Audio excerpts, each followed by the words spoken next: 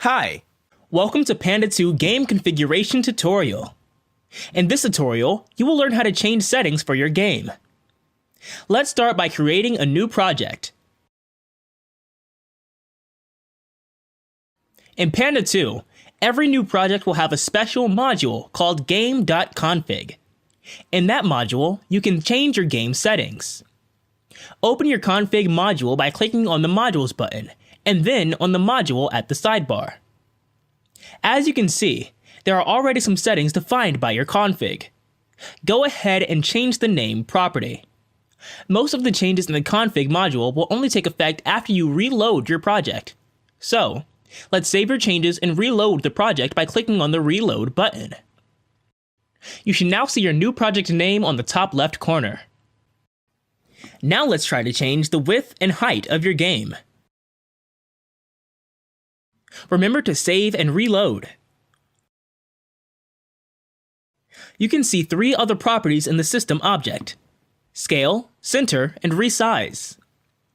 If we set the scale property to false, the game won't scale to the size of the game view anymore. Changing center to false will place the game on the top left corner.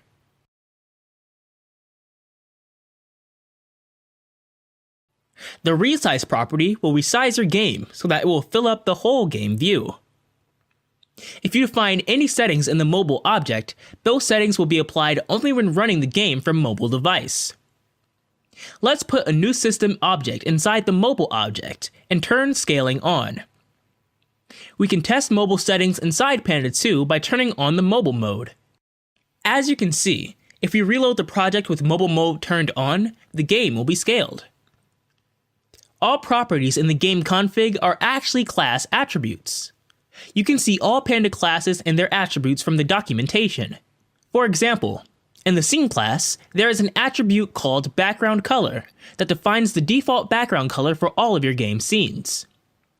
If we now put a new object into the config called Scene, and inside of it a property called Background Color, we can now see that your scene's background color will change. You can also set any custom properties that you want and use them anywhere in your game code. That's it. Thanks for watching and happy coding!